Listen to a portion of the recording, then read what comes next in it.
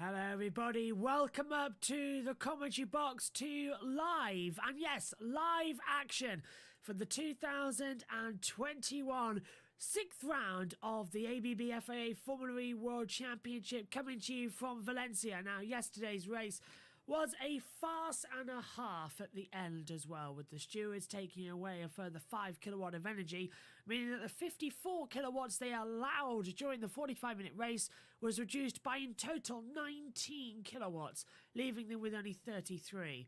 That has really, really annoyed half of the field, who have been failed to finish and got disqualified. Sam Burch further disqualified as well. Cassidy out of the session as well. It has been a topsy-turvy result, and it has been a topsy-turvy race. But it was the same top three. Nick de Vries has been declared the winner from Nico Muller in second place, and Stoffel van Dorn surprising everyone after starting 20th, finishing in third place overall. The championship is all over the place. We'll get onto that in a few moments' time when Edward Hunter joins the commentary team over on the race broadcast of the side of as well. But right now, let's take a look at the calendar and how things stand coming into this race. Well, it is, as I said, the sixth round of the championship. We started off with 4 different winners until yesterday, where Nick de Vries became the first different winner. Sorry, the first repeat winner of. We just got our first and only. That's coming up at the Monaco Grand Prix on the 8th of May, before Tubelo in Mexico as well on the 19th and 20th of June. New York City hosts a doubleheader the 10th and the 11th of July. London is back at the XL Centre as well on the 24th of July and the 25th of July. And the season ends in Berlin. As Edward Hunter said yesterday, a nice place to end the season it seems to be. Berlin will host around 14 and 15, taking it to be the longest Formula E championship in history. And to be fair, I can see their point with it as well. Okay, so let's get straight into the action. Only one practice session happened this morning. Let's take a look at it now.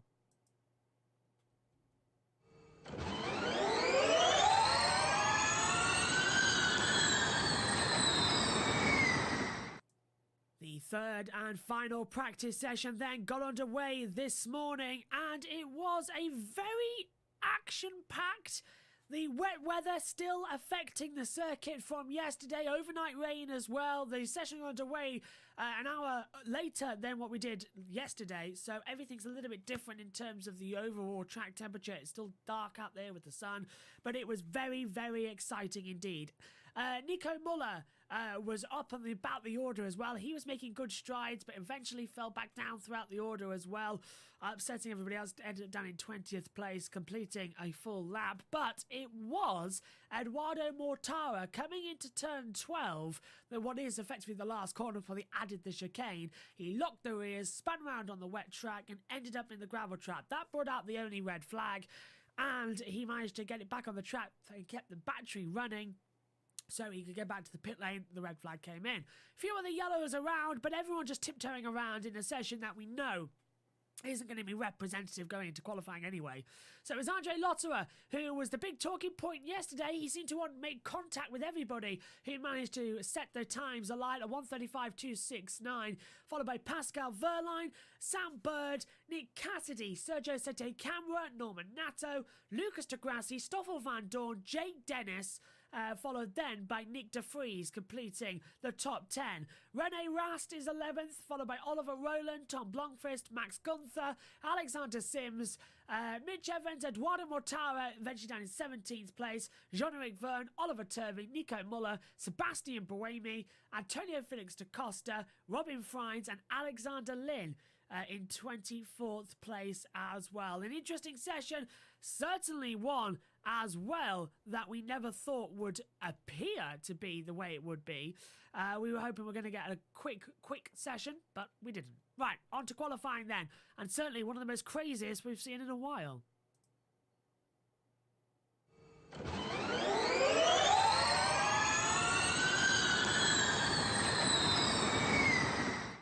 And here is the starting grid then for the Valencia ePrix as well, qualifying for round 6 of the season. And this, as I always like to show, are my notes because everybody asks, what do your notes look like today? Well, there's the notes. I'll even go a bit closer for you.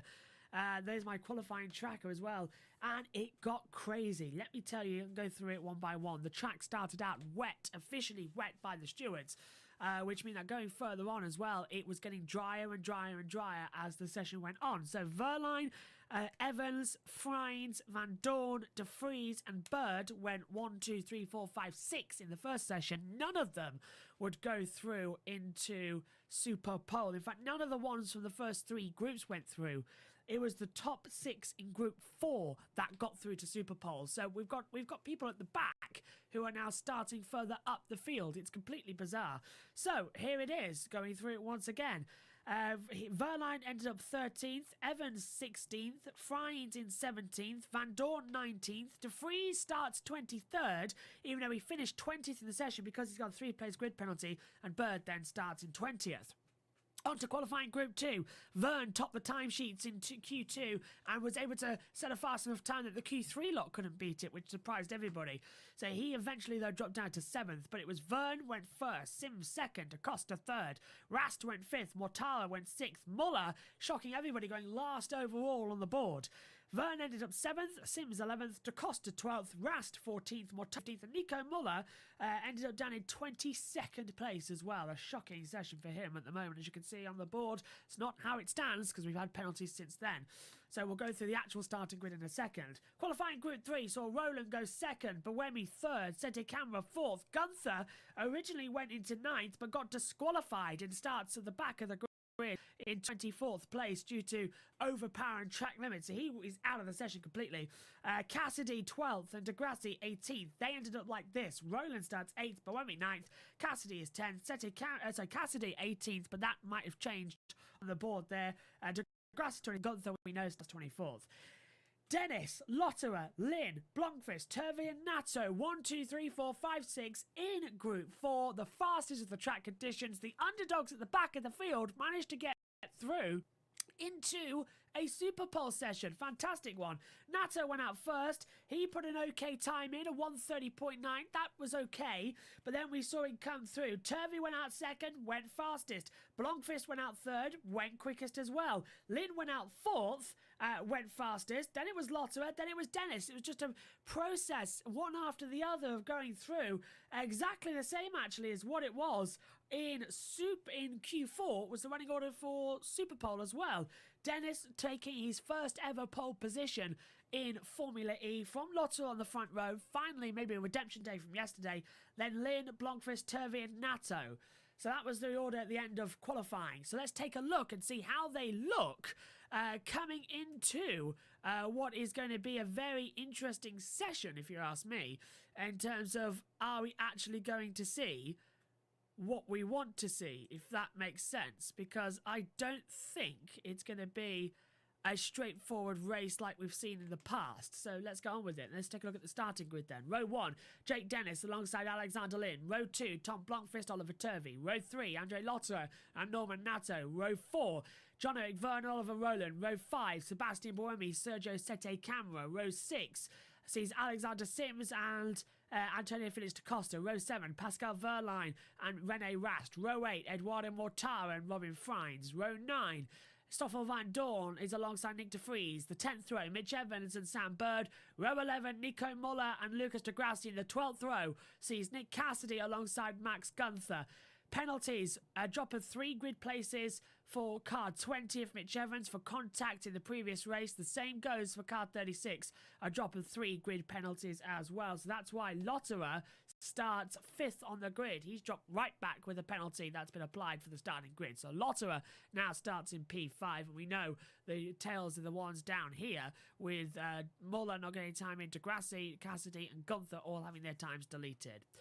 Okay, it's time to go to the commentary box now for the 2021 Valencia ePrix.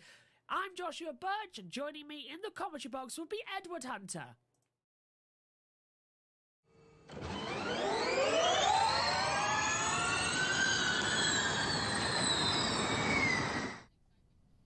Hello everybody, welcome up to the commentary box. hopefully as well a little bit less glitchy. And Synthal is already in the group chat saying it's not raining. It's not. It's bright sunshine in Spain as well. Why did Mercedes start so far down? Well, we'll get onto that in just a second as well. But alongside me in the comment box once again, I think it's becoming a regular feature here. It's Edward Hunter. Good afternoon, Ed. It is afternoon, just checking my watch. We're on here a little bit earlier than usual because we have to talk about what happened yesterday.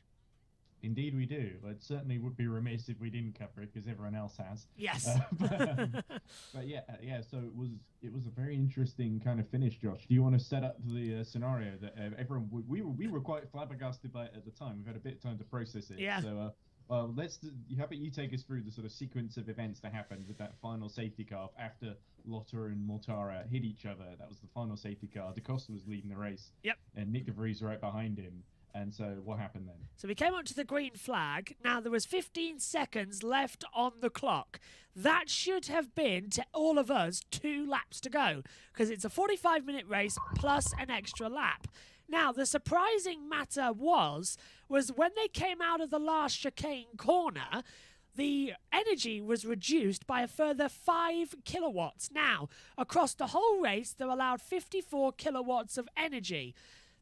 Because of the 5 safety cars we had, it was reduced down to 33 usable kilowatts of energy.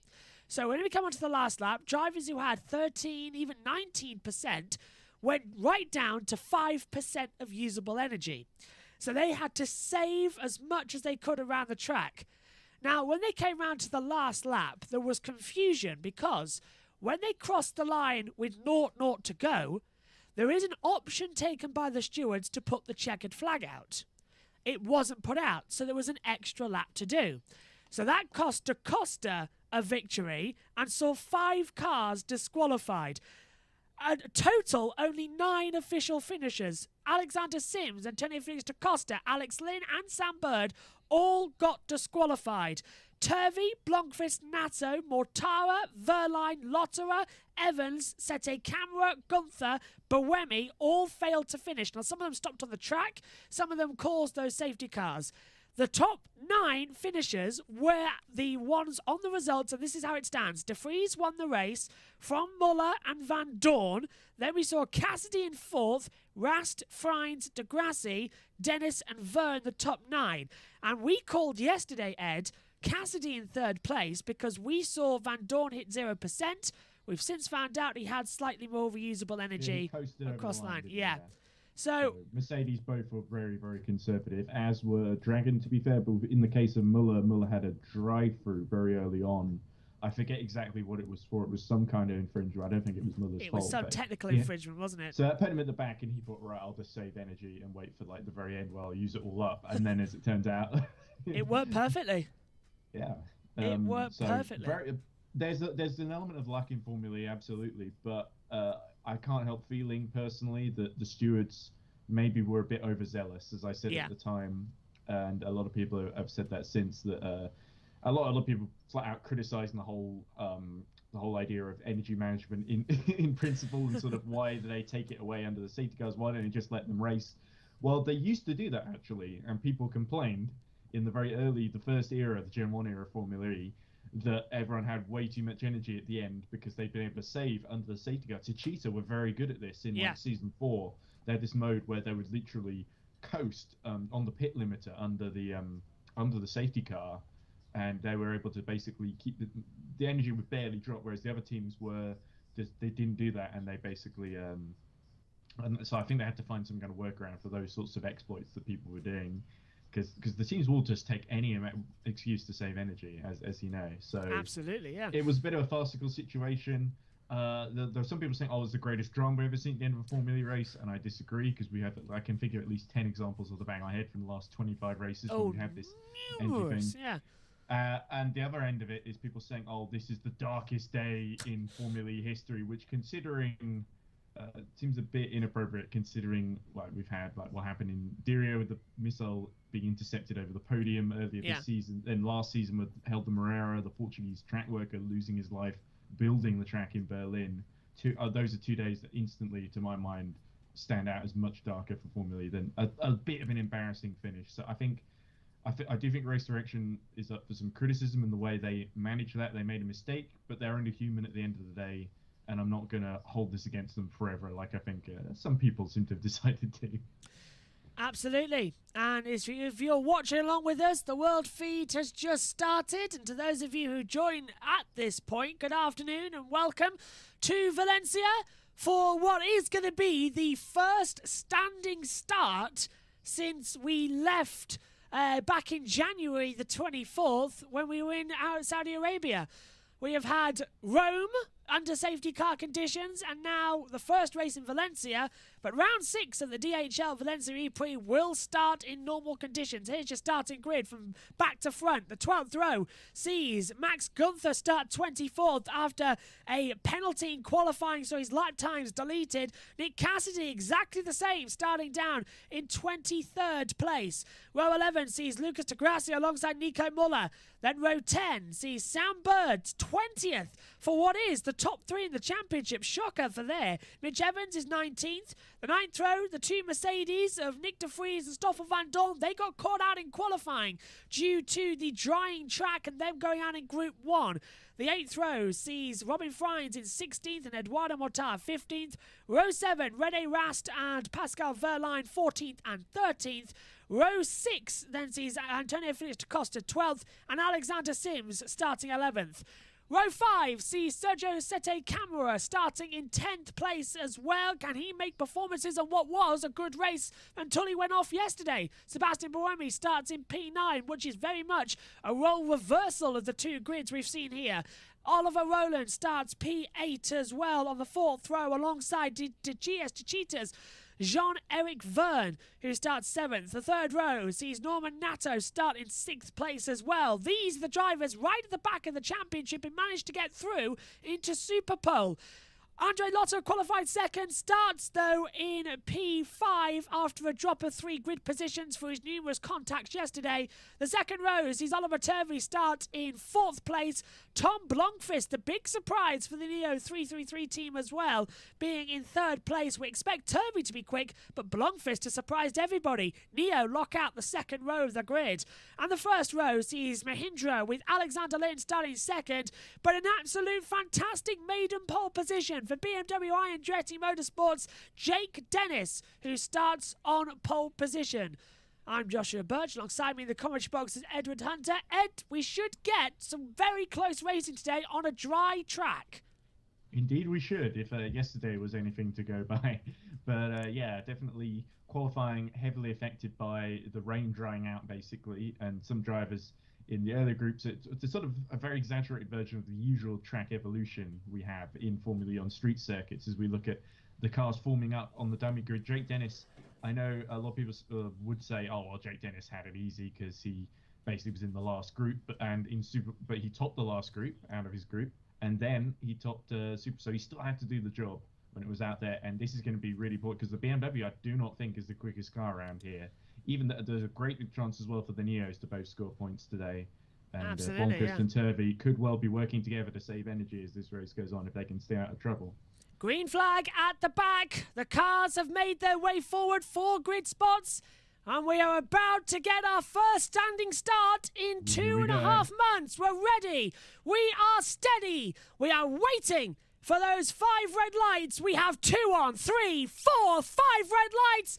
And it's action in Valencia. Great start from Alex Lynn as well. But look at Tom Blomqvist. Looking left, looking right. Little bit of damage there. And Turvey slungs on the inside. And that was a benefit, actually. He benefited from Lynn blocking. Cars going off left and right, remembering the track limits. Little bit down towards turn 2. The 2 Neos side by side. Blomqvist goes wide, locks up. Meanwhile, look at that further back. I think that was Lotterer running wide. It could be. It was Lotterer wide. Verne goes through. Sette Camara going a bit further back. Down to turn 4, Lotterer versus Verne, and Lotterer again off the track. Verne holds the inside line and keeps through. What a start, Ed! Yeah, Laura and Verne, of course, used to be teammates. It's Verne's birthday today. He wants a few more. He wants a present for his birthday, doesn't he? He's looking keen to take it off track, as there was a little bit of an excursion there, a bit further back. But Norman Nato getting up to 4th place in the Mercedes-powered Rocket Venturi ahead of Blomqvist. and now looking to chase after Turvey. But Roland's in trouble as well further back. Look at that. That was the BMW. Looking a bit slow as well, coming down the back straight away. It's not Jake Dennis, I can tell you that right now. It's Max Gunther. Alexander Sims has dropped right to the back. Maybe that's why DaCosta getting in a little bit of trouble there. Further back. And that is all just not what you want down at the hairpin. And that was with the second. Cameron won the Arby's there. That must have been Rene Rast. Yeah, it was. Rast has dropped down now as well as he keeps going through. Buemi and Camera up to 10th and 11th at the moment. Sims has already got a drive-through penalty for a technical infringement. That must have happened at some point before the race started. So, the first racing lap completed at Valencia in proper dry conditions after a standing start. Now, we have to see what the energy is going to be like. No one's slipping around out there. This should be more like, Ed, the test races we see in pre-season that they do when they really do go for it. Everyone will have to finish the race this time because there's actual points on offer. Fair point, yeah.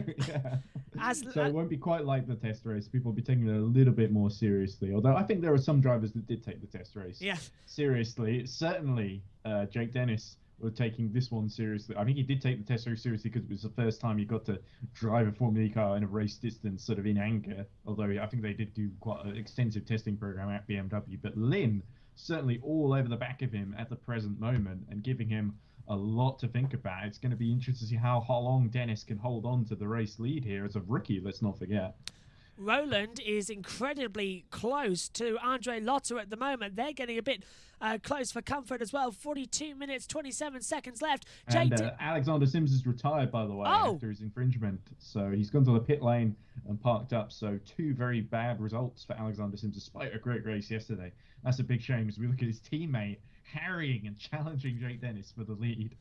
Well, this is even worse then. Alexander Sims started 11th in the race as well. Lynn's qualifying in P2. And as you say, Ed, he's right up behind Jake Dennis as we approach the chicane. Lynn on the radio, just being told by his race engineers a very good job at the moment, and just saying keep coasting through the low-speed corners. A little bit of a lock-up further back. I don't want anyone into that chicane wall as well. It's not a nice place to have an accident in any normal situations, but a temporary concrete wall is harder than a normal concrete wall because it has to stay in place because it isn't really bolted to the ground as much, is it, compared to a normal one? No, yeah. It reminds me of when Formula used to race at Battersea Park. There was, if you go there during a normal weekend, what you find is all the barriers in Battersea are sort of it's still up for sort of to prevent vehicles driving around the ring road in the park. So yeah, so there's a lot of what you don't realise with a lot of these street tracks. There's a lot of work that has to be done to get them so you haven't got bits of traditional kind of stuff in the way. As we look at Rast and Verline under investigating for causing a collision. Yeah, I can't see causing a collision because your face is on that side. Oh, don't forget you can shrink it down, Ed, as well. There is that's a good point. I should shrink you down. Yes. Yeah, shrink me down, and you can put them down up. The size. As right now as well, Lynn is getting close. No one going for attack mode just yet. Dennis leads the way by 0.2 of a second to Lynn, who is 0.2 of a second further to Turvey as well. And everyone being a bit happy out there at the moment because they're all following the train order. No one going for a move just yet. And it's going to be Lynn who's going to remove that pin of Dennis to go through as well. The cork in the bottle at the moment, Jake Dennis. Lynn is about to shake it and spray the champagne all over the place. Don't know where I'm going with these today at the moment. But Dennis leads the race. Interesting metaphors, yeah. Yeah, all over the place. Dennis has led 3 laps now at the moment. And that, I think, is the first time he's led a Formula E race. I can't remember him leading one before. I'm pretty sure this is the first time, yes. Yeah. Through turn 1 we go again. Lynn is still running up. Alex Lynn has led Formula E races before, though, and retired from the lead due to mechanical issues. So we're hoping that doesn't happen on this occasion. Fingers crossed. That there's this huge gang of cars that Turvey has been able to keep right with Alex Lynn, actually. You do get the sense that Lynn can get by Dennis. He might sprint into the distance here. Lynn must have something that on that car that we don't know about. This is the first time as well the cars have run in fully dry conditions all throughout the week, all throughout the weekend. In fact, this is the first time we've had proper dry track. So it's a new learning curve for everyone. Thankfully, though, they will have the track data from the pre-season test, so they'll know a little bit about dry conditions, but not an awful lot. Yeah, Sims is actually back out on the track now, so I think he's returned. I'm not too sure at the moment. He's still he's a couple of laps down, I think. Yeah, he's on 91%, so energy-wise, he's looking pretty good. Safety car comes out. He's right back in it as well. Oh, on the inside. That was a cheeky little move. Buemi getting passed by Sergio Sette Camera down at turn 8. Just Sette Camera launching on the inside. Into the top 10 now, making good progress in the Dragon. And they're still running last year's powertrain Dragon, although so are Nissan, to be fair, with Buemi. So yeah, it was a fair fight, I guess. but still, Sette Camera making great progress here as Dennis, I think, continuing to save energy extremely well and keep Lynn behind him. Everyone seems to be being quite cautious in these early stages. I have a feeling that's not going to last too long. No. Also, amazingly, we've got 3 British drivers in the top 3 and 4 in the top 5. That is amazing stuff at the moment. And if you look at it, actually, with Sims down in 24th, we've got Brit 124 as well. Wow. Well, good day to be British. Well, I guess it helps when you have so many British drivers in the field, of course. Of course, I did see a list of British drivers in Formula E or something. There was a feature someone was doing before Valencia. I forget which website. To save their blushes, I won't name them, but they listed all the British drivers except for Jake Dennis, which they'd forgotten was in the field, which I thought was hilarious. And they also got the 2 Nero drivers mixed up because they said that Turvey had scored points and Blomqvist had scored points and vice versa. Looking at the order at the moment, I think actually Turvey has only scored in the only 2 races. Run here. He's going to have him. He's into the braking zone coming down into turn 7. Turn 7 is not really a great overtaking opportunity unless it's raining, of course. Yeah. And you can go around the outside. It's they're trying to set each other up for the really narrow part, which is roughly just before the turns 9 and 10, isn't it? Just before the attack mode in turn 11 and 12. We see Sette Camera making progress. DaCosta's down. In trouble. Yeah, DaCosta in the DS Techeetah, the reigning champions, falling down the order. I think it's a transponder issue, however.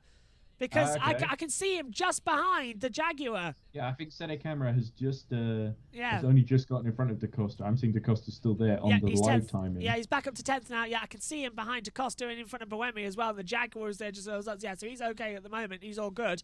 What's Lynn saying over the radio? Lynn wants to know if he can push, and he's saying yes. Can he go up on grip? Can he push? Can he go up on grip? He said. So can he go for it? And as Synthol makes a great point, actually, this is the 75th ePrix, but also saying that because of the train, Synthol thinks that no one wants to go for attack mode first. I think that's a great point. No one's gone for it. Unless you're Alexander Sims at the very back, or even Nico Muller. Yeah, they can stand it. You've got nothing to lose in those cases, but everyone else could potentially lose positions and struggle to make them up. Bar, Muller and Sims, 22 cars separated by 10 seconds. They're all in a 10-second gap. That's amazing. Yeah, and a lovely message on the halo of Alex Lynn's second-place car at the moment saying, Gracias, Adrian, which is, of course, in reference to Adrian Campos, who used to, the Campos squad used to run. The Mahindra NATO goes up the inside of Turvey for 3rd. Turvey's going to hold the inside line. It's turn 8, though. Nato's going to have to hold it. Blomqvist comes back through as well, but Nato shuts the door on him. Blomqvist had to back out of that one. But Nato going for it. Driving by Oliver Turvey as DaCosta gets back in front of Sette Camera. Frines has passed Verline as well, and Degrassi passing Gunther. Move going on further back as well. I think that was, that was Vern going for a move, yeah. Vern trying to go through on the inside of Blomqvist into the chicane area. Gets through. Well, there we go. It looks like Vern was picking his moment there. That was actually quite a well judged move. It's so hard to get that move right in the chicane. We saw, I believe it was Lotter again all wrong and hitting Buemi there yesterday. Lynn's very close. Lynn is very close to Dennis. He has been for all the race. At the moment. I thought he was going to go for a move. Yeah. No further action between Rast and Verline. So that whatever that incident was of suspected causing a collision won't now be taken. Just bumping into the side of each other at the start. Yeah, but looks like Verline came off worst from that. Rast did have still got fastest lap at the moment, holding on to 12th position after being passed by Sette Camera. Degrassi's just got past Robin Frine, so he moves up into P17 at the moment, but everybody's still trapped behind Jake Dennis in the BMW, who we know is saving energy, and the entire field, as a consequence, will also be saving energy because you can't use more when you're stuck behind a car. All right, so who's going to be the big threat in the later stages? With Vern getting past Blomqvist, that potentially sets him up to have a go at Norman Nato, as we look at here, radio from Jeff at the moment. Vern, hang on. Vern being told over the radio by his engineer, if you take attack mode now, you'll lose 3 places. There's moving up the inside. Mortara on Rast. Great move up the inside. At the same time, Sete Camera tried to go back through, but Webby Lynn's right at the back of Jake Dennis as well. It's always Constantino in that third sector. The third sector is so slow. Even with motorcycles, it's so slow. And you just bunch back up so competitively. Added into the last couple of corners. Also, it doesn't help with the speed issue. It doesn't at all, but Dennis does help with regening, though. Dennis has got compromised here down the start-finish straight. He had a poor exit out of that chicane. Lynn is all over the back of him. Lynn surely going to have to throw it to the inside. Thought about it. Look how close Dennis got to the wall and the pit exit as well. The fender on the front wing almost went off. Unbelievable. And my goodness, he's really pushing it a bit. I almost think that it's good that Lynn didn't try and go around the outside there because he would have been squeezed into the wall. Yes, he would have. Yeah, he was almost looking for it. He was looking for a way through. Synthol says, is it better to be second or first at this point in the race? I'd say, I think it's less about position, more about how efficient the powertrain is underneath you, or behind you rather, in this instance. And the Mahindra, we saw in Rome that Alex Sims was very good at saving energy. And almost, if the race had been a lap longer, if Van Dorn had done what Da Costa did yesterday and just went the normal place, as we see the top 3 still very bunched together. Turvey looking like he's really picking his moment here, but he's still got NATO right behind him who could potentially challenge again. As we look at Buemi getting past... So the camera, contact! Oh, and is that Mortara going around the outside of Buemi? Yeah, Mortara goes through at the same time. They all got Constantine back. Da Costa went into the back of Roland, who breaks suddenly, so that created the train. But Buemi brilliantly through as well. And looking at that, Grassi and Muller into attack mode near the back there. Yeah, so that's going to help them further on in the race. They've just turned blue on the timing monitors as well. So they'll have 4 minutes of attack mode as he's already got past Gunther into the chicane. So look at Lynn, though. Lynn is right. He's almost pushing Jake Dennis down the start-finish straight towards turn 1. Dennis is looking in his mirror, closes the inside line, takes a nice sweep through turn 1. And Lynn, we're riding with him now, he's just coasting, look. The throttle's saying coast. He is regenning, coasting like mad. They're pretty much identical. It's going to... difficult situation for Alex Lynn here is if he makes a move on Jake Dennis and it doesn't work out, he gets blocked. That potentially allows Oliver Turvey into second position. We know Oliver Turvey is a very good, not only a good defensive driver, but often quite an opportunist driver who picks his moment really well. So Alex Lynn under a lot of pressure here. Lynn being told over the radio that he's okay for the strategy at the moment, but Lynn wants to push. Lynn wants to push. Yeah, the risk here is if he spends too much of the race stuck behind Dennis, trying to save energy and hoping that Dennis will run out at the end. That allows Dennis to save consequently as well as he holds the entire pack up. Because Dennis is not sprinting away. The BMW powertrain is not allowing him to do it. It's De Grassi all over the back of Nick De Vries, winner yesterday, of course. As we look, is that Da Costa just almost elbowing Mortara out of the way there? Mortara getting forced out wide as well and nearly losing a position to Sebastian Buemi at the moment. But look at this, is just getting Constantino. De Grassi goes right round the outside in the box, the mini box on the screen. De Grassi right round the outside of Nick De Vries. So yesterday's race winner down to 16th position. This qualifying really affecting the Mercedes running at the moment. And neither Jaguar is running in the top 20 at the moment. They're all down there you go, 22nd and 21st for Bird and Evans. Lynn is so close to the back of Dennis. We keep saying that so much throughout this session as well. And there's De Grassi getting past Verline. That's Van Dorn as well. That's Van Dorn down the inside. Did he get through? The camera cut away at the worst possible moment. Yes, he did. I believe he did. Yeah, he had the inside. I'd be surprised if he didn't get through on that one. So good opportunism from Stoffel Van Dorn there. Sete camera looking at the back of Rene Rast as well. And of course, Van Dorn in attack mode. Van Dorn is in attack mode. Yeah, that explains it why he got through. He just took it, didn't he? Yeah. So Jake Dennis leads. He's got 0.4 of a second to Alex Lynn at the moment, but that's become 0.3 of a second now at the end of the first sector. They're still training, and this is what we didn't see yesterday. Yesterday it was all safety cars every 5 minutes as well. The pack was sort of mixed up. That's a train of a different kind, a more mandated train. Yeah, mandated train, one that's happened naturally. Attack mode! Yeah, Turvey goes for attack mode. Did he get it? Connects Yes. with the second activation point, drops behind Norman Nato. So Turvey went for attack mode, managed to go through all of the sensors at the same time. Evans, I think, and Bird, I'm not too sure. Yeah, Cassidy takes attack mode, Bird takes attack mode. That's why they've traded positions over as well. So Evans goes through to 20th. Muller moves up as well. Confirmation that we only do get 2 attack modes in this race, and 1 fan boost each to the top 5 winners, which is awarded by the fans, which I think has just closed that competition. Yeah, I believe Turvey, frustratingly, has finished 6th again in the fan boost for the second day in a row. We did radio. He's saying, Turvey's saying, let's get close to Nato. His engineer's saying, let's get close to Nato. So they don't want to waste this. Turvey, as you said, is on attack mode. And there he is actually watching very wide there. The DS to Cheetah. Oh, Nato could not defend that one. Look at he's going to try. Oh. He held it brilliantly round the outside.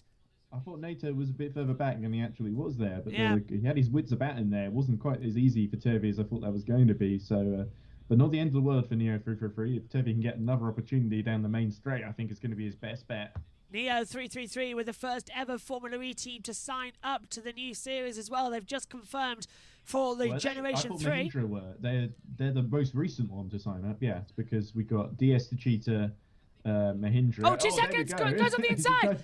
Turvey. Down the inside. Down to turn 7. This maybe is another opportunity for an overtake as the top 3 go for attack mode. Turvey can lunge in. Turvey goes through. Now, Dennis keeps the lead, but Turvey's right there at the same time. He jumped Alex Lynn crucially. Yeah, Lynn really got affected by that. So Dennis gets a freebie and keeps the lead of the race. Nato's gone for attack mode as well. But now Turvey is going to be right on Jake Dennis. He's not going to stop. Turvey could potentially have been leading if he'd been able to just get by Nato in that first attempt there. Yeah, the first one. So that's yeah. made a really big difference. And now it's really going to come down to Turvey's going to run attack mode before Dennis and Lynn do. So 2 more minutes, it's hanging on, really, isn't it? So we're going to have to watch out for Lotterer because he's going to drop down really where Lotterer is, because Lynn and Nato running so close together.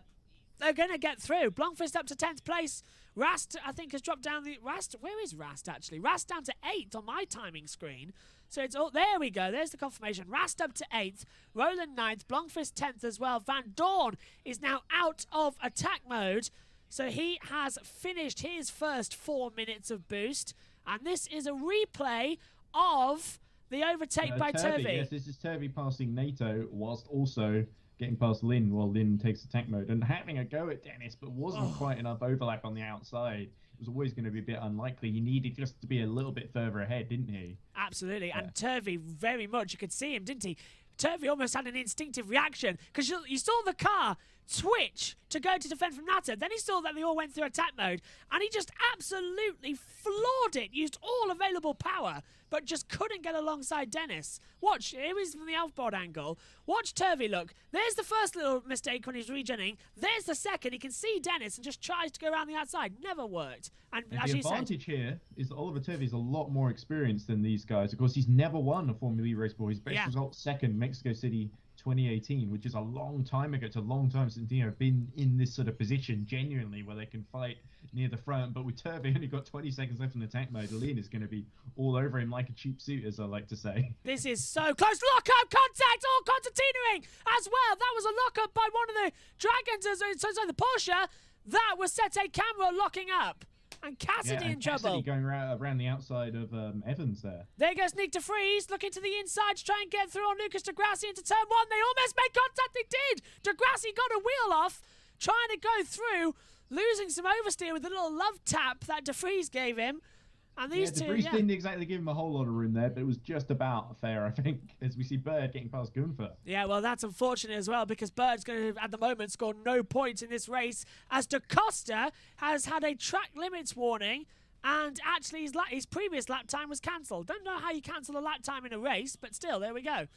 There we go. So Turvey has run out of attack mode now. And we look at Jake Dennis is actually starting to pull away now. 1.3. He's going to breeze around the outside of Turvey. Oh. Right round the outside of turn 7. A sweet move as Lynn now takes over second place. Turvey's going to be angry. He's messed it up. They went for attack mode early. They took the gamble. Yeah. At Neo, they pulled the trigger, and that was what's enabled everyone else to do the same around them.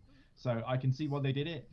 So he's just got to hold off from Norman Nato now. Now, hopefully, he doesn't lose position relative to where he started. But that's going to be quite difficult because Nato is no slouch. And here's your fan boost winners. It's Stoffel Van Dorn, Antonio Felix da Costa.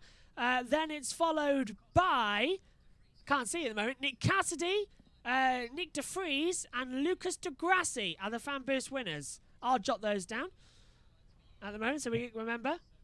Yeah, Turvey could really have used that fan boost for about now as NATO goes around outside of him before they get to the first corner, actually. But NATO just ran out of attack mode now, so yeah, it's not quite worked out for Turvey in this phase.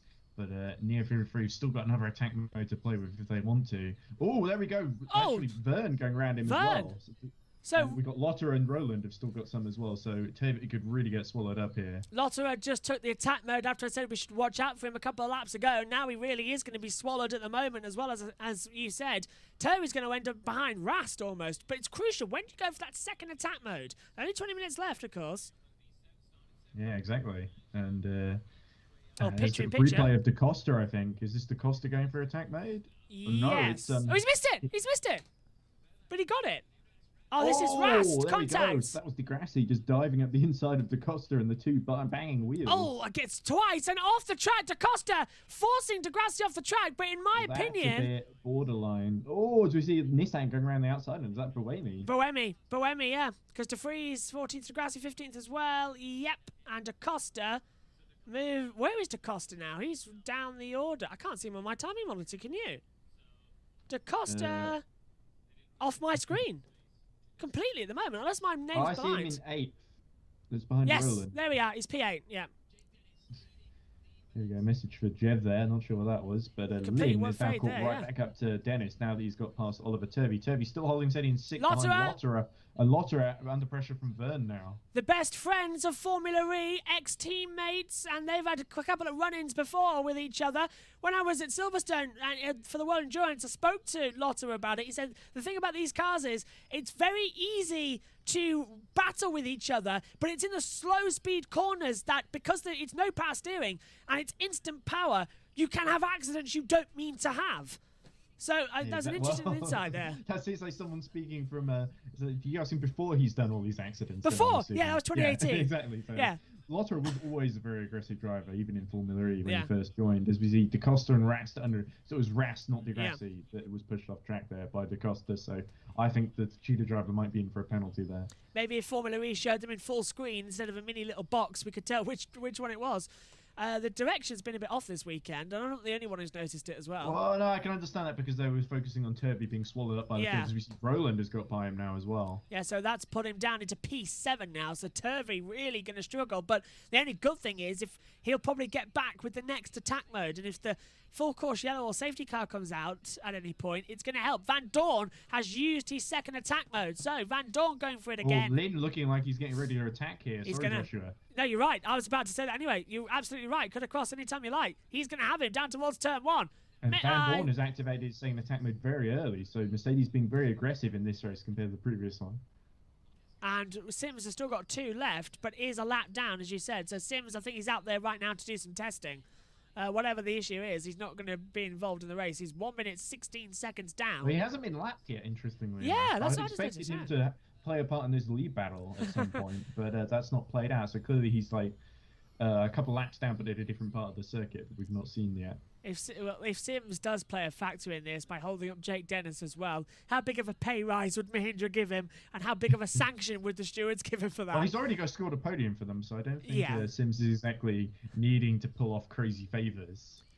Mahindra? It's not like Dilbeger's like a mafia boss or something.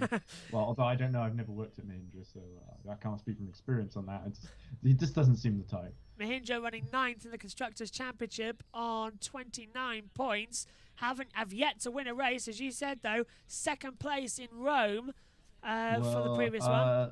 They've yet to win a race this season. The last race this season, D'Ambrosio at Marrakesh, season 5. Yeah, that was a long time ago.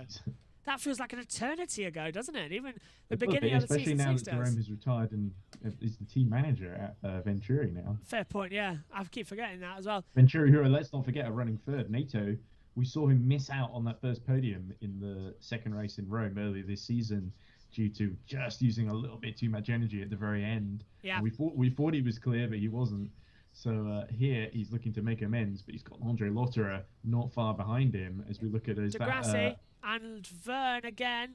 Oh, I hope it is. Yes, no, it's Rast. It's Rast. It's Rast and DaCosta then. So that's Rast on attack mode passing DaCosta. And I was wondering why, because Degrassi is still behind De Vries. There's Blancos. Yeah, Degrassi's way down the order. Yeah. And Rast is in attack mode, so no wonder he's getting past DaCosta so easily. Lynn's radio just came back over my ears as well from a playback, and he's been told by his race engineer, you can close the gap, but continue saving energy. And there, look, the same thing. Do you remember yesterday on, I think it was Sims's car? Or was it? It might have been Lynn's. There was something flapping around. I think it was Lynn. There was like a little skipping rope that was stuck out of the front. You only just about saw it. Yeah, it's. I'm impressed I saw it because my stream is a little bit lower quality compared to yours. Oh, yeah. I just saw it exactly the same again as Rast now under pressure from Turvey. Turvey trying to send him out the outside. Turvey's been overtaken. By Rast, yeah, good point, yes, yeah. Oh, attack mode. There we go, Turvey goes for it. And DaCosta. And now this is going to play into the hands of Mortara. He's going to try and go around the outside of the pair of them. There goes, I think that De Vries? Yeah, De Vries involved. And De Vries passes for Wemmy. He can get some points here if he makes some progress past the guys who aren't in it at the moment. This is the point to undercut and make hay while the sun shines. Yeah. Oliver Rowland sets past like 5th position. So Rowland, who's quietly been making his way up, he's someone in the top 5 finally who's won a race before.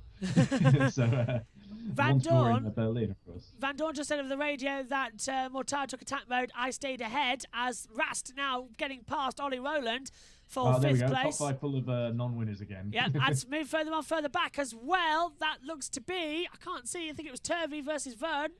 Van Dorn moving at the order, but crucially, Turvey came out on top there. So next up for Turvey is Rowland again, who just got by him. Did I say that on the radio? Did I finish the sentence that Lynn was being told that he can close the gap, but don't overtake, continue saving? So that has allowed Norman NATO and Lotter and Rast to close in, and Rast in attack mode, crucially. Could this be the day that the bridesmaid of Andre Lotter finally bees the bride and wins a Formula E race? He never has before.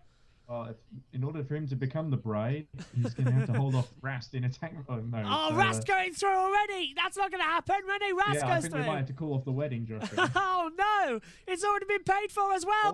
He's on the inside. On as best he can, but Rast goes through. Get forced to the outside there, wasn't he? And who's that taking attack mode? John-Eric Vern. Vern taking... Oh, Lynn's off. Lynn's in the gravel. Through goes NATO. Through goes Rast. Through goes Lotterer.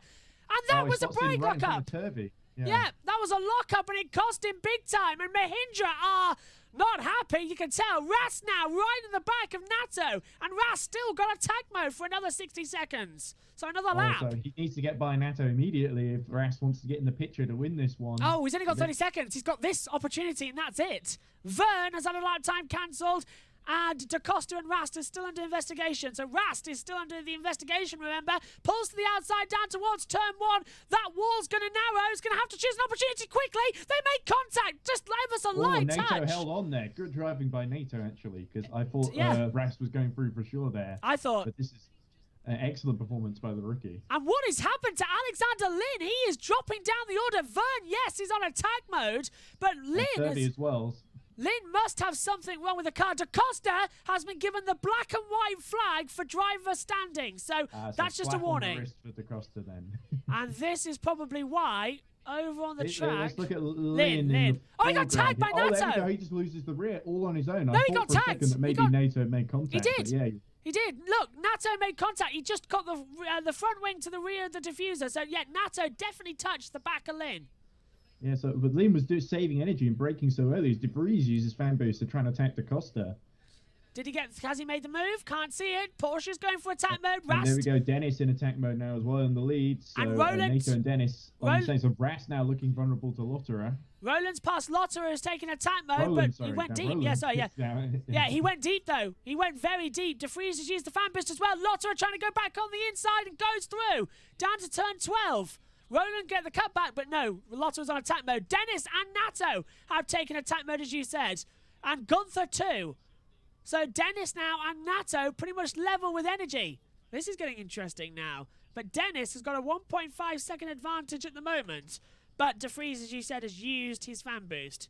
There we go. Turvey trying to go around the outside of Roland, but I think Turvey's just run out of attack mode just about now. But Wemmy's passing Van Dorn. But Wemmy's passed Van Dorn for P10 as well. on the monitor. Yeah, there we go. Van Dorn used that second attack mode quite early. He's looked Vern going out the inside of Turvey. Yep. Vern passes Turvey then for P6. The timing monitor's frozen and now completely glitched out. All graphics failure there are still working. So yeah, Lotta with P4, Roland P5. If I have to look for a second monitor to get the timing graphics up. 14 minutes, 27 seconds left at the moment. That's what I use my phone for, Joshua. Yeah. The timing on is Roland. Still got fastest lap at the moment, but of course with Lotta passing him, yeah, I think you're right. Andre's got a chance to get in that fight with the top two as Roland now enters attack mode. And yeah, Roland's also done the fastest lap of the race, a 1:31.384. Vern's gone P5. There's the attack mode been activated, as you said, for Roland. Also going through it, Alexander Lynn, who tries to make a move on the inside, but Buemi's been sideswiped. That was very tight for Buemi, wasn't it? Yeah, and they make contact. Van Dorn's in the wall. Big crash. Van Dorn with the front wing off. Surely front suspension damage as well. But Buemi through the gravel. Always going to close. I don't know why Stoffel went for that one. That was a bad manoeuvre. Van Dorn is in serious trouble. He might have complete suspension failure. Surely he does. Might be a safety car as well with how long we got left in the race. 13 minutes. Yeah, and Van Dorn's out. He's got a broken front suspension. He can crawl it back, hopefully, to the pit lane because he can overtake at the same time as well. Van Dorn on the radio. And look at Lotterer. Lotterer has passed Rast. So Lotterer is into third place. Maybe the wedding's back on, Ed. Could well be, yeah. 2 minutes left. He's got 2 seconds to make up to NATO, hasn't he? Yeah, pit lane. Van Dorn's in. We go back to green. So Van Dorn's out of the race, but he's back in the pit lane. Okay, so no need for a safety car, actually. Van Dorn doing, I guess, the right thing to continue, funnily enough. Usually when you destroy the front suspension, you have to stop, don't you? Yeah, on a street circuit, at least anyway. But that's not where we are at the moment. And Synthil says, De Vries lost a lot of positions, and he's gone immediately. No, Van Dorn. Home driver, of course, for Synthil, one of our fans on the channel, and also not very happy that Van Dorn's out of the race. Yeah, it must be tough for a Belgian fan now that D'Ambrosio is gone as well. All your hopes are with Roland Van Dorn. on the inside, getting through on Vern. So Roland passes for 5th place. There's Dennis on the radio. And Dennis has been told he's got more energy than Norman Nato behind him, and you just need to drive calmly and smoothly, and that is a yellow flag. And is that a Neo bodywork or is that Vern? No, that is Neom, which is the city in Saudi Arabia where they're displacing a tribe and killing people. But they sponsor Mercedes. Right, so yeah. Oh, well, political, but yeah. So that would be Van Dorn's front end. Yeah, you can see. Here you go. Yeah, so this gets knocked off by Buemi, basically. I don't think Buemi did anything wrong there. I think Van Dorn It was Van Dorn, Buemi had to take the racing line. Van Dorn tried to put his... I would have known he was there, but he had to go through the corner because it's so narrow. Interesting enough, Karun Chanok saying that Buemi should have given more room, but I agree with you, Ed. He goes on the gravel track. Yeah, I don't know. how? Blancos goes past both of them in all of that, I think. Or was that Turvey? I know it was Evans. No, it was Blomqvist, but Turvey's got back through. But the yellow flag's out. It might have been Turvey that got through them, but yeah. Yellow flags He's holding off Mortara at the moment. We have got Gunther's just run out of attack mode. Roland Lynn, De Vries isn't just taking it again, as has Muller. And Da Costa has been given a drive-through penalty for improper use of attack mode. Yeah, well, that's going to be a real kick in the teeth for him. Already down in 17th after having a difficult race. Nikki Shields has just interrupted for the first time, I think, ever during a race broadcast to bring us some information from the pit lane. And she said as well that it's very tense down at the BMW garage, but Norman Nato has some form of energy left for the end of this race. I'm surprised, actually, that debris staying in the track. It has brought out a local yellow, but no sign of the track going back to green yet. But, Dennis pulling ahead. I'm looking at the tie screen saying green flag on my end, so either someone's run over and collected it or it's out of the picture. But we still got Evans, Da Costa, Cassidy and Sims with attack modes left to use. And Sims now, of course, ahead of Van Dorn because Van Dorn retired from the race. But so Sims has caught up the gap there as Da Costa uses fan boost to try and Cassidy using it too, so they're both trying to get out of the race. Roland goes around the outside of Rast. Into turn 1! He touched the wall on the entrance as well. He skimmed it. That was ballsy, actually, by Oliver Roland. But he's only got 13 seconds of attack mode left, so he had to kind of use it, didn't he? And I think Lotter is spending more time defending from Rene Rast and Oliver Roland than he is attacking Norman Nato. So I think it's a rookie winner. It's going to be Dennis or Nato. Oh, Rast on the radio. Just waiting for Rast on the radio. Rast just literally been told good job to try and have a go to try and defend as well. So yeah, nothing of interest they there. do that a lot with Rene Rast, actually. I think they seem to be very impressed with him, the Audi team. And to be fair, he's done a very solid job, always there to pick up points. He does have a podium to his name from Berlin last season, where he, funny enough, was battling with Lotterer for that one. If I remember correctly. Wasn't he? Yeah. Bargy, and he made it through. And look at this, Roland looking very menacing behind, even out of attack mode, and Lynn looking a bit more forlorn by comparison. I wonder if Normanado might be in trouble for that little bit of contact. I would sort of, there we go, look. A bit of advertising hoarding on the front of the Audi of Rene Rast. And that was caused by the yellow. That's going to prevent him from getting past Lotterer for sure. It's going to affect the aero slightly at the end of the straight. This could be bad news as well. And I'm surprised, actually, they didn't at least put out and Synthel says, I'm Dutch, I'm cheering for De Vries, but I like Van Dorn, so yeah. Sorry about that. Synthel also saying, just me hoping for a safety car makes the race more fun because everyone is back close to each other. Well, I'm surprised, actually. They're still pretty close at the front. Da Costa's doing his drive-through now. Yeah, so Da Costa's back in the pit lane. And Van Dorn is out of the race for sure, so that changes the complexion ever so slightly at that part of the track, as that advertising board, I think, has just tucked itself nicely into the front wing there. So he's got to do the next 8 minutes plus 1 lap with all that, as Bird passes Freins for 13th. So Bird he's managed his race extremely well. Mitch Evans, who's gone into attack mode, he's in 10th position, but he's got like a whole 2.5 minutes left. And to attack Mortara, Turvey, Verne ahead of him, I think he's going to be quite a threat for some points at the end of this race, considering Evans started, as we said earlier in the race, down in 22nd position. Yeah, really bad start as well. And they've all just made their way throughout the field. Yesterday we thought, it's a one-off, the rain, the safety cars helped out. No, it really has actually been a great... Look at all that hoarding in the side of the Audi of Rene Rast. Cooling an issue maybe? I mean, the batteries do get hot. On that right-hand side radiator, I don't know. I'm not sure. The temperature, let's have a brief look.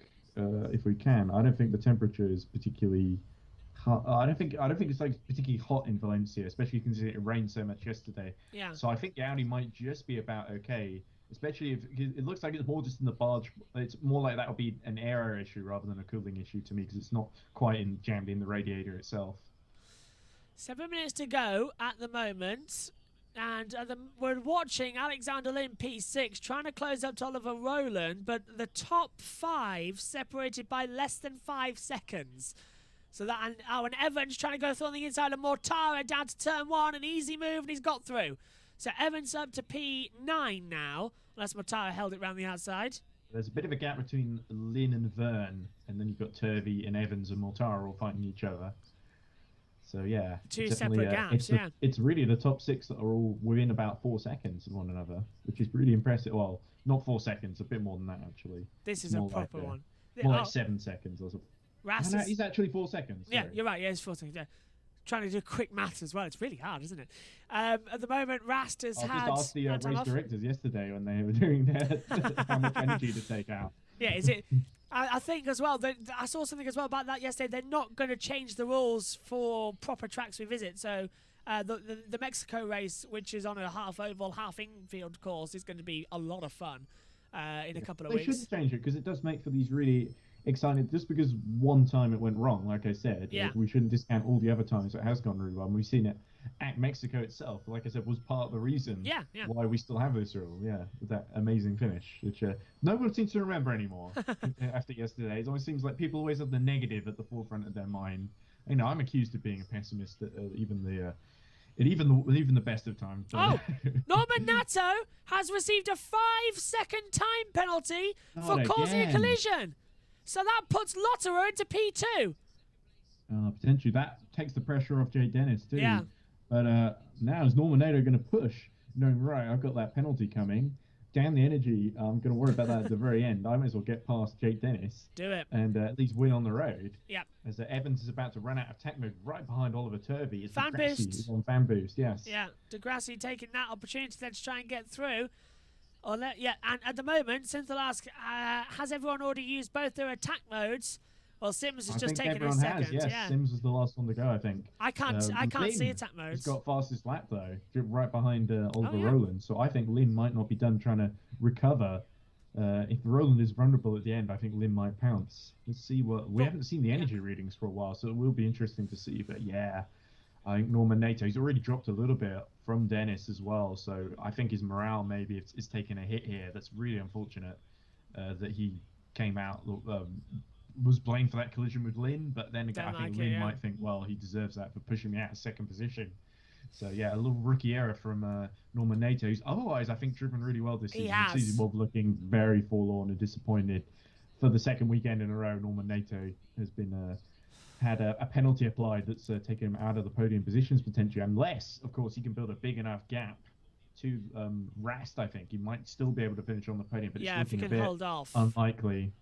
He's got the gap in front of him to push into, but gap's 2 seconds. He can do it. He's still got to finish the race with enough energy though. That's the problem. Everyone on 15, top 3 on 15%, Rast and Roland on 13%. So Lynn, I think, might fancy a go here. I'm looking as well at the same monitor. Oh, I move on the inside. That's Lynn passing Roland. Yeah, brilliant call, Ed. Paying attention to our commentary because he immediately pounced as I said that. He's in our we're in his ears on the radio. Brilliant opportunity. So they've pounced. So that's going to put Lynn on a real good opportunity to get past Rast here, maybe even get that third. He's still got a percentage more than Rast ahead. Yes, Rast 12%, Lynn 13%. But yeah, that was really, it was almost like Roland kind of left the door open in the hairpin. Didn't know he was there. Oh, thank you very much. I'll have that. Absolutely. Didn't know he was there. Right on it. But yeah, look, watch this. Just caught him napping completely. That was a great move. Roland was thinking, maybe I should defend the inside a little bit. And it's like, oh, no. Oh, no, never mind. Yeah, just turned off the other way. To be fair, I think he doesn't have the energy really to defend. And we saw, yes, Roland 6 might be the best he can do. Sims has just taken the fastest lap at 1:30.081. Well, he's got plenty of gap to push into. Yeah. Alexander Sims. He may have got to the back end of Costa at this rate, with the Costa having gone through the pit lane.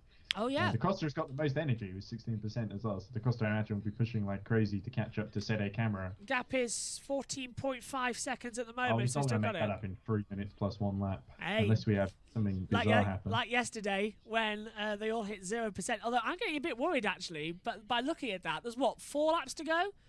Rast and Roland on Rast on 9% now. Roland on 10. Lynn on 10. Boost. So everyone bar Van Dorn's used attack mode as Lynn now goes on the inside. Lynn passed René Rast. So brilliant. He's been managing his energy really well, despite that being pushed off by Norman Nato. He's recovered brilliantly. So looking at this as well, it's a 1:30 lap time, 3 minutes to go. That's at least another 4 laps. 3 on the road. 3 on the road. No, 2 on the road and 1 extra lap. So that's 3 laps to go. He isn't blowing through his energy here. Yeah. He's down to the same reading as Rast and Roland. Everyone now hitting 10. So, yeah, this is what I'm worried about. 3 laps to go, and everyone's hitting 10%. And we saw yesterday how much trouble everyone had with the same amount of energy completing 2 laps. I'm not liking the look of this. Although they can't blame safety cars today and energy reductions because we've run penalty-free. They've got time at least to do the calculations. I think René Rast is really being affected by the debris, the track signage that was made loose by Van Dorn has now got stuck in the front of the Audi. Sims is off attack mode. Watch out for Da Costa. He's running 22nd, but he's got 14%. So Da Costa has really just got to go for fastest lap to take it off of Sims. But neither of them will get points for it because they're not in the top 10. So Dennis crossed the line, and his last time was a 1:31.913. This has been a brilliant drive by Jake Dennis, you have to say. Every time that wall at the first corner, he's been always inching as close to it as he can. And I think Turvey's done well actually to hold off Mortara, Degrassi, Buemi for like 8th place here. That's valuable points for Neo, especially considering Dragon got a second on the podium yesterday. Neo need all the points they can get to fight with the other independent teams, and of course BMW, who are about to win this one. I feel like we're going to be okay, although Buemi's just hit 5% with another 2 to go. Ah, Buemi's going to be all right. Oh, Burch dropped to 14th. Gunther's gone through. Evans and Cassidy have swapped positions as well. So they've changed over. And Nato's penalty will definitely now dropping off the podium. So Lotterer will finish second once again. This is Cassidy using the fact that he saved energy really well for 2 races in a row to gain position. So Cassidy might sneak a few points here. Is Lotterer the most driver finishing second without actually winning a race in Formula E? Because he has never won. Yeah, I can think of 2 times he's finished second to my mind. It might be more than that though. So I'm not sure if Oh, hang on. Nato getting Sorry. very close here. Yeah, because Dennis on the radio has been told to slow down because they don't want to do what they did yesterday and have 2 more laps. 3, 2, 1.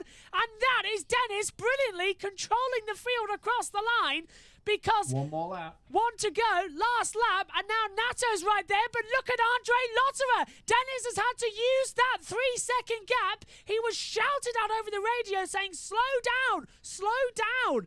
And now we've got a race because Lotterer is going to push hard for a win. And Dennis can now push. Hasn't got to worry about Lynn behind. Lynn has got no more energy, 3%. So, yeah, Lotterer pushed 2. They're all starting to converge now, aren't they? 2%.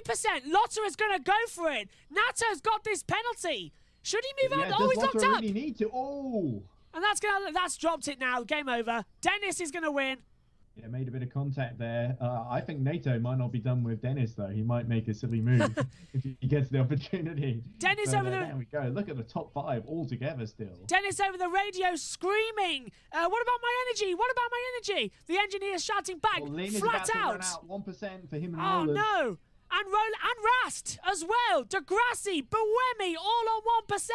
Nato, at the moment, is not going to win this race, but now they can all push. Lotterer, I think they've all just accepted their fate because Jake Dennis might just do it. No, 0.7, 0.8. Lynn is going to have to be very careful here, as is Roland, to make sure he doesn't run out here. But a brilliant drive by Jake Dennis. This is going to be his first win in Formula on only his 6th start. Out of the last corner, Britain's Jake Dennis wins in Spain with a commanding lights to flag victory. Norman Nato finishes in 2nd, but doesn't on the road because Lotterer takes 2nd. Oh, I think Alex Roland Lynn might 3rd. have just made it there. Yes. Lynn definitely has. But Roland hit 0%. Roland hit 0. No, it's gone back up to 0.1. I'm not sure. Yeah. I think that might have been just after he crossed the line. Because the time has gone back to 0.1. So Lynn finishes 3rd. Lynn No, he did. Got 3rd. He got past Roland. Lynn finished 3rd. Roland 4th. So the timing's sorting itself out. Jake Dennis wins. Andre Lotterer 2nd. Alex Lynn finishes in 3rd place. But a commanding 30 laps around Valencia. He topped the group stages of qualifying. He took pole position in Super Pole. He's led every single lap. Nothing has fazed him. A brilliant drive from Jake Dennis to win in Valencia. Fabulous. Well, he had a little phased at the end, but he just about held on. Well, yeah, he got shouted at, didn't he, to say slow down. But I feel so happy for Jake Dennis because he's had so much criticism because a lot of people have said, oh, Jake Dennis, he's the one that's really slow. That's what people have been saying over the past couple of races. That's how they remember him. And I feel like this has proven them wrong because he's shown in other series he's a brilliant qualifier. He, in his junior career, the Racing Stats Foundation signed him. And because he didn't have any money, of course. Yeah. And he's really excelled, and I think he's always been a really, really good qualifier in other series, and he finally proved that in the difficult, tricky conditions where he topped his group, he topped Super Pole, he held on. Nato didn't phase him. Nobody really. Lynn didn't phase him. Yeah, Lynn was the one looking most. I think Lynn might be ruining a lost win here, but still happy to get on the podium. Lynn had that chance. He was the only one who could potentially have. He was managing his engine really well then. I think he might have had a go at Dennis near the end, but as it happens, Nato helping him out there. And Nato still gets 5th in the end, so I don't think he'll be too disappointed. At least about some points. Yeah.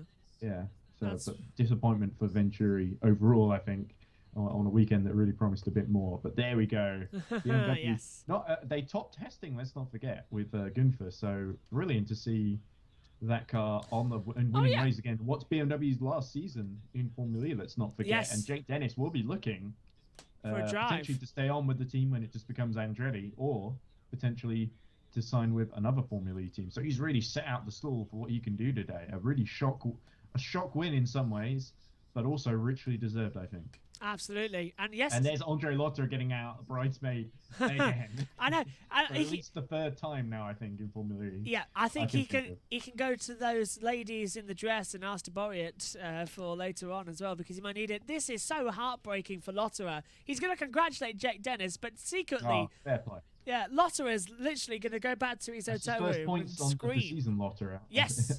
It's a good thing almost that he had NATO in between him and Dennis, because I think Lotterer might have tried to take Dennis out otherwise. So in just this one race, round 6, all 24 cars have now been in Super Pole at least once this year, and all 24 cars have now scored points in the championship. It's taken almost half the season to get that. Unbelievable. Well, to be fair, we didn't know how long the season was going to be at the start. Yeah. Now we know it's 15 rounds. We've lost Santiago's doubleheader, and we lost Marrakesh off the calendar, which I'm a bit sad about, to be fair, because I thought Marrakesh was an interesting track. But yeah, it's interesting that we didn't see that much sort of slipstreaming to save. I think Lynn was kind of the only one sort of doing that here, in the sort of top 5 at least. Lynn was right on the back, wasn't he? He's, as you said, he's now 3rd. But Jake Dennis always reminds me of a bit of Sam Bird in a way. He's got that manner about him. He's got that. Bit, yeah. Yeah, he's got that nice manner about him as well. He's cheeky.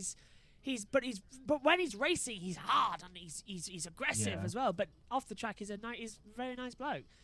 Yeah, he's really likable. It was not like he's not like he's just some rich aristocrat who likes to go racing for a laugh. He's someone who takes it really seriously, much like Sam Bird does, to be honest.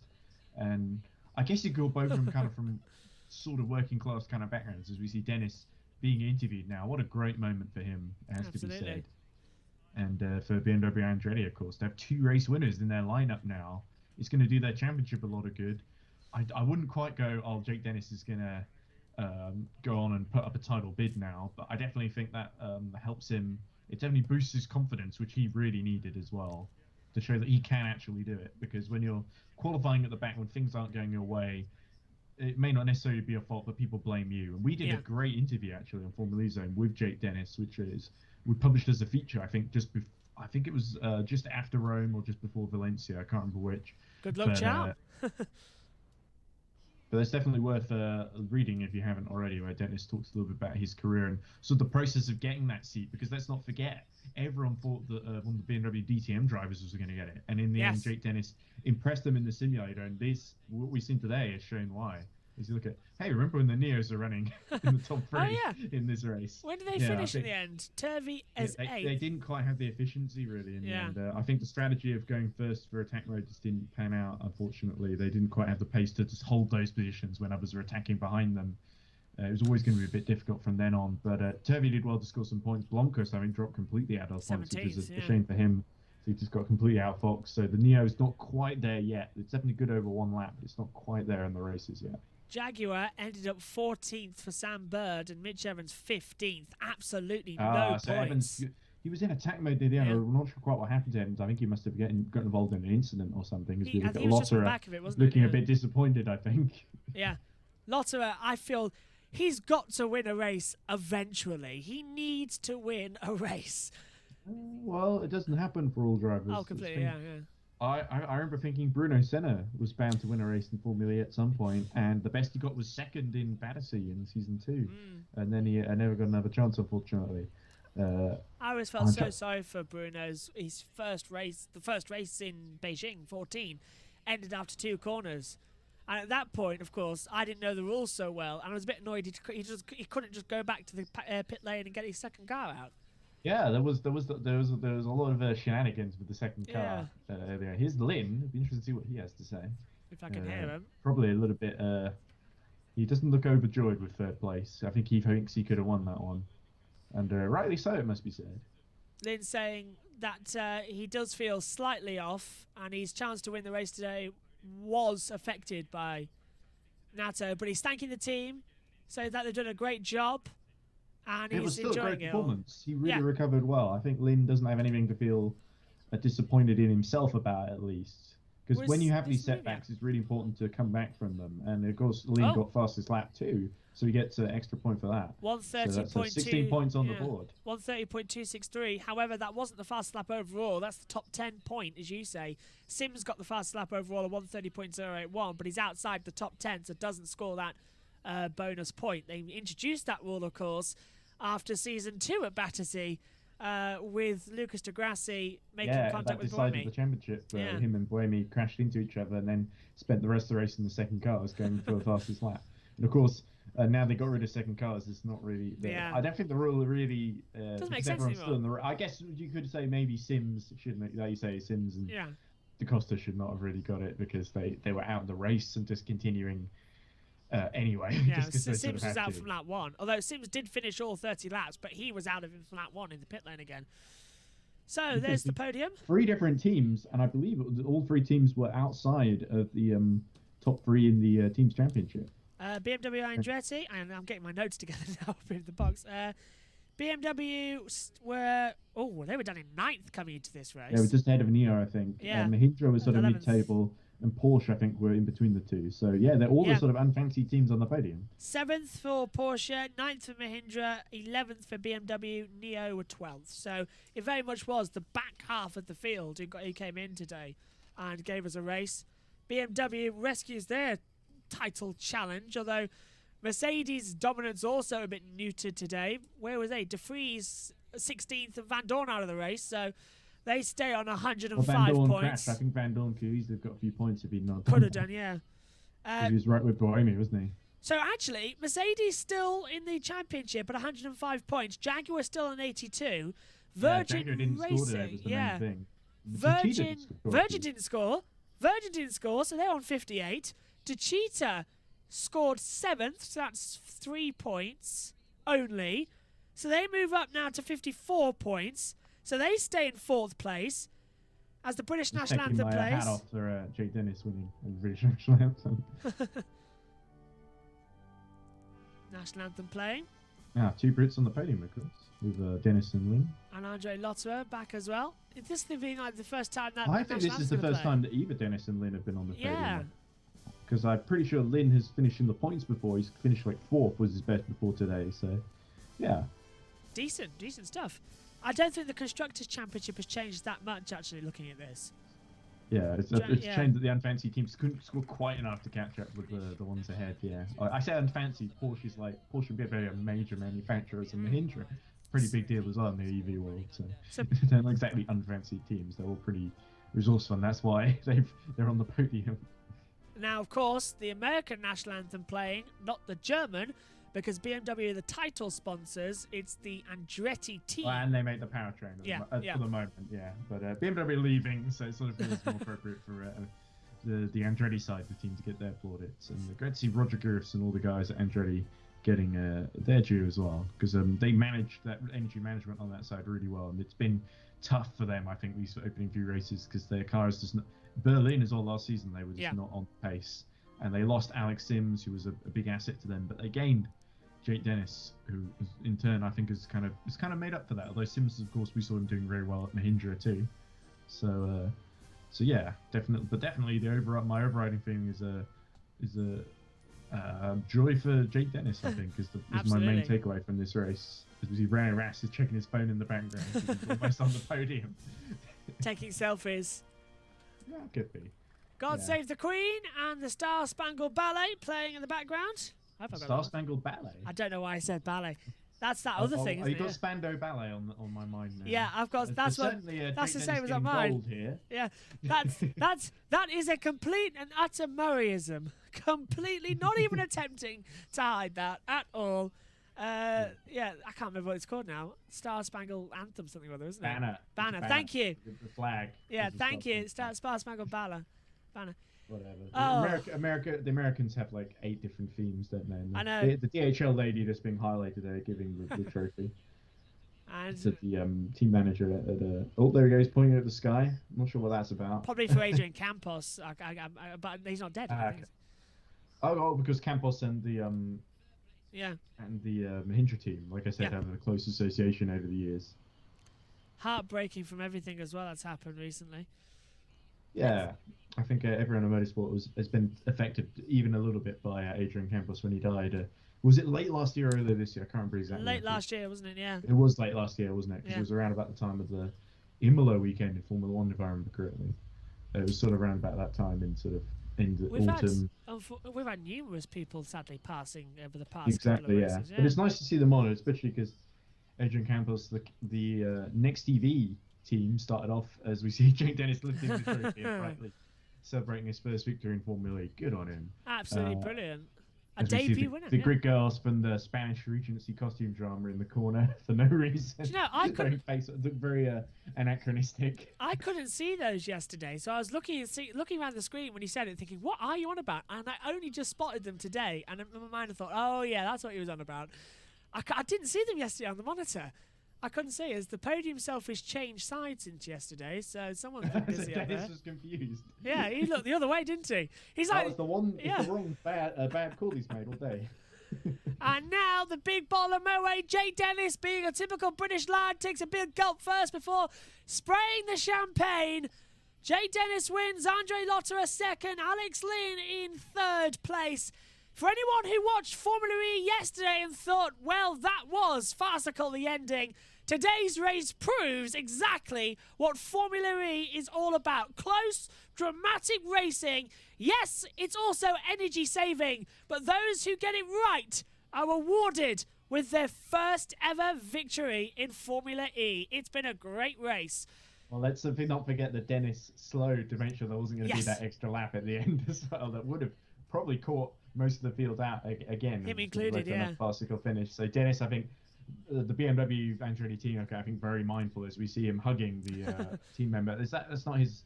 I don't think his family is here at the race. No family. Yeah. I think that's just the rest of the. Yeah.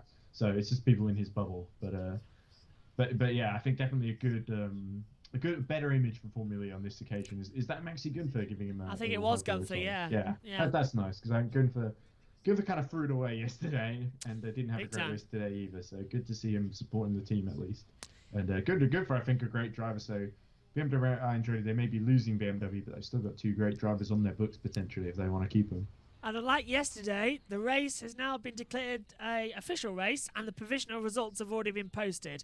So this is how the race finishes. Jake Dennis has taken victory from Andre Lotterer second, Alex Lynn third, Oliver Rowland is fourth, Norman Nato fifth, Rene Rast sixth, Jean-Eric Verne seventh, Oliver Turvey eighth, Eduardo Mortara ninth, and Lucas de Grassi rounds up the top 10, followed by Sebastian Buemi and Max Gunther.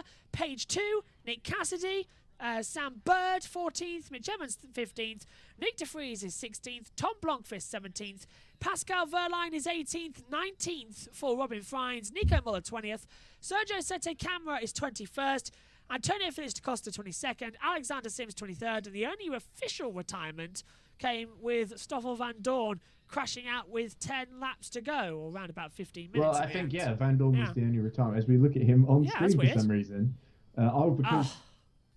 because of his performance yesterday, he's been given the Keep Cool Award, which seems a little hot ironic today. This award seems to be kind of nonsense to me. De Grassi got it race one. People vote on it in the middle of the weekend, before the second race has been completed.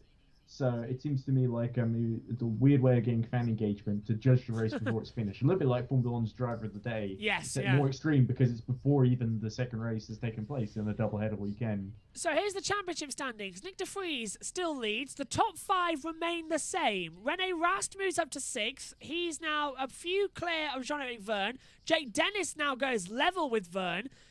A point back goes Mortara and Wehrlein. So the top 12... all very close with each other. And if anything, Ed, today's race, given the back markers a chance to go forward, it's brought the championship closer together. And what strikes out to me looking at that table was Rene Rast looking like the dark horse. He's sick, but on 39 points, exactly the same as Mitch Evans, who, let's not forget, was second in the championship going into. Look at that from Techeetah. Techeetah go up now 1 point back from Envision Virgin Racing. Audi Sport getting there as well. So that's closing up in the Teams Championship as well. Top 3 remain the same as we said in the podium. Oh, we've got a race on, haven't we, for this title? Look at Porsche, BMW, Mahindra, Venturi, Dragon Penske, all within 5 points of 5 or 8 points of one another. That's insanely close. That is good. Down to sort of near the back. And of course, next race it's Monaco on the 8th of May. Yes, in the immortal words of Jenson Button, Monaco, baby. Full track. I'm trying to think of other more eloquent quotes from Monaco about the only other one that comes to mind is PK Junior's. Yeah. Not PK Junior, PK Senior. Sorry. Yeah. His comment about it being like riding around the living room on your bicycle is basically what it's like. I think you say about a lot of Formula E circuits, to be fair.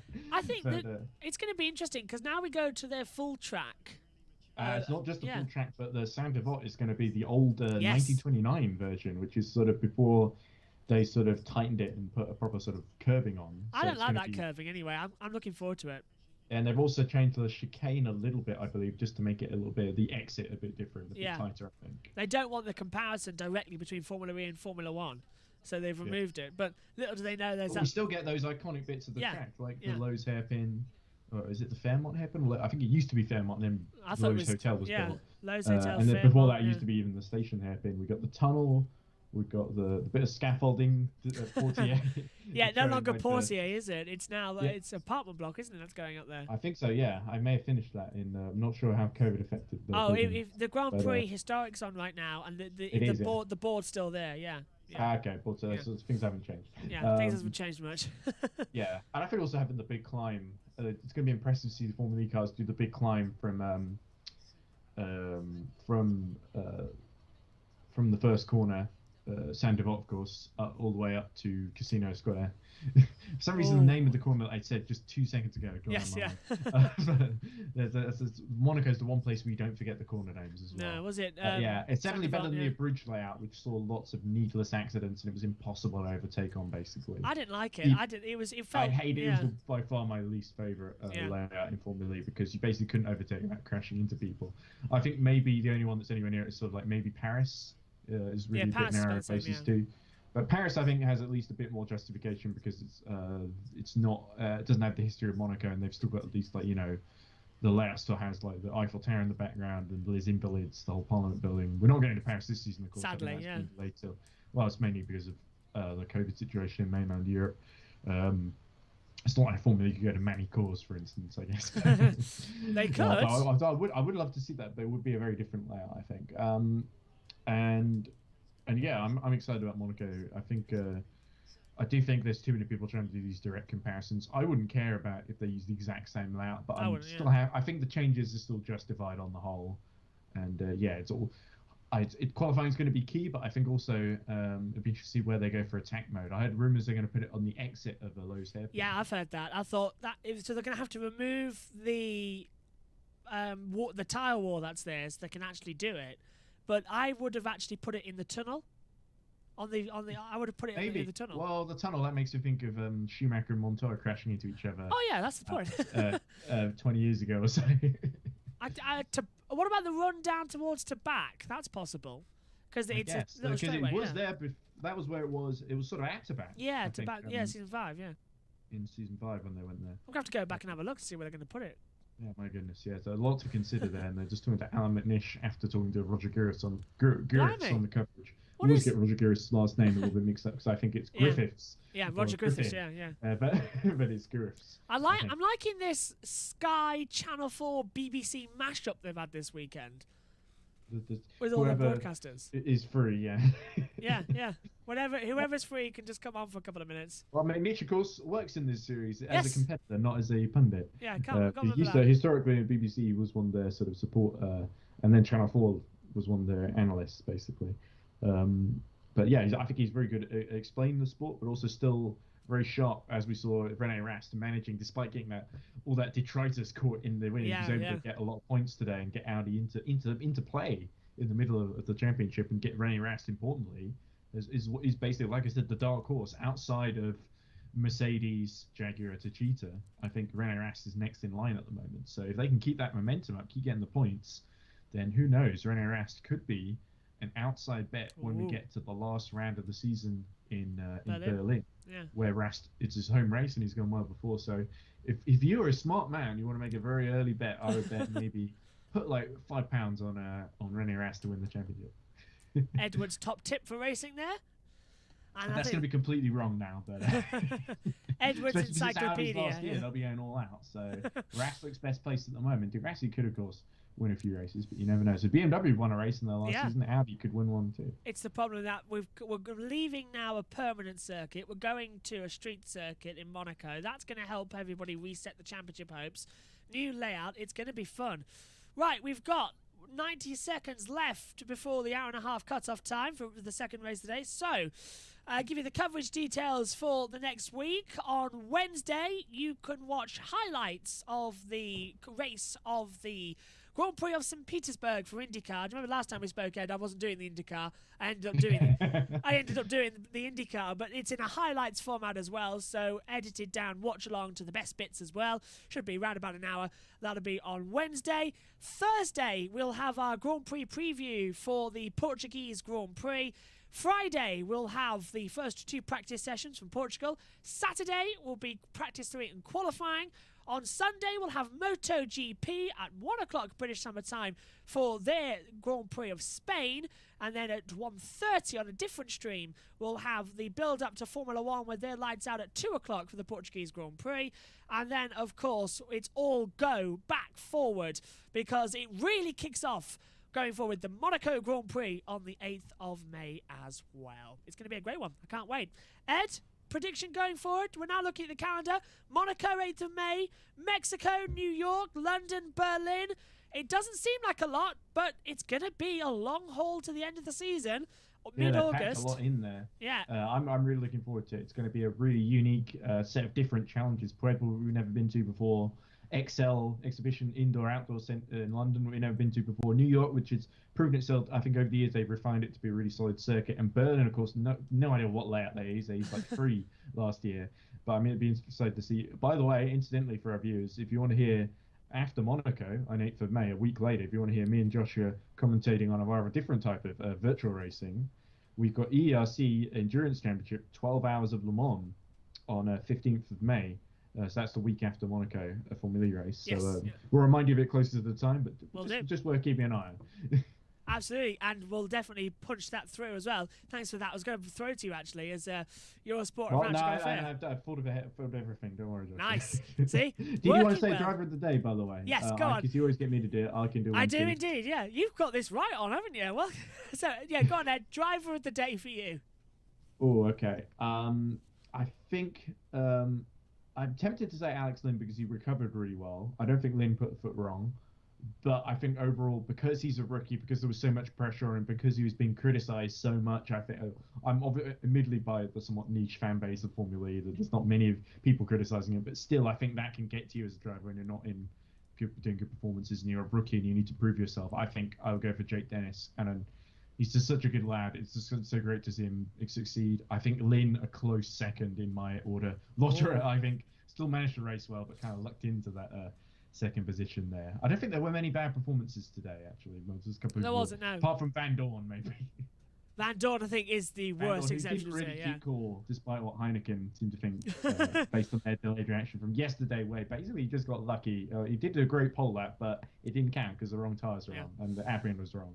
So, yeah, I question that decision made by the Heineken, but I think Heineken, they're all drinking something, I guess. That may be influencing their decision making. It's not 0.0, is it? Indeed. Right. But yeah, a great weekend in Valencia. I was certainly a lot to talk about and a lot to digest. But I think driver of the day for me was Jake Dennis. Driver of the weekend. Oh, good. Driver of the weekend. I'm having to think about this one. I thought Mitch Evans. I think I said Mitch Evans was one of my drivers of the day yesterday. Did I, or was it? Yes. I forgot how I said, but it didn't. I think Evans then got disqualified. I said Cassidy yesterday. Yeah. Cassidy was one. Yeah. Cassidy, I don't think had a great run today. I think he just got mired in the midfield squabbles. Driver of the weekend. Who did both? I'm trying to remember who did well in both races. I actually think Dennis did pretty solidly yesterday, even though he didn't score points. I think it was great to see Nato get off the mark as well. I'm just trying to go through it in my head. I was thinking Roland, but I think he got disqualified yesterday. So yeah. I'm trying to think who's made competitive. Tempted to go for May. Well, actually, Vern had a really bad. No, Vern did score points yesterday. Vern scored points yesterday and today. Yeah, 9th and 7th.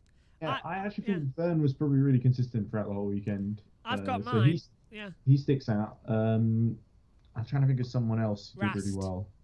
Rast scored him, but actually Rast probably, because I was going on about him being the dark horse. I should commit to Rast being driver of the weekend, even though he didn't, really top amaze anyone either. But he stayed out of trouble, got the points, and I think today we saw him really manage that detritus in the front part of his car. His car was more detritus than Audi. Absolutely, yeah.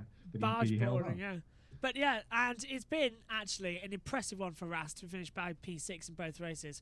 Right, we've run out of time, unfortunately. So, as Ed said, join us at the weekend after May 8th. I think it's May 15th, as she said, for the EERC's 12 Hours of Le Mans. And we'll be back Wednesday for the highlights of the Grand Prix of St. Petersburg for IndyCar. And next weekend, live coverage of Formula One's and the MotoGP race as well, with watch-alongs joining us. My thanks to Ed for joining me throughout the weekend, and my thanks to you as well for all of your viewership as well throughout the weekend. It's been a great race. Yesterday was a farce. Today has been Redemption Day, but a new king has been crowned. Jake Dennis wins. He's for the first time here at Valencia. Take care. Bye-bye.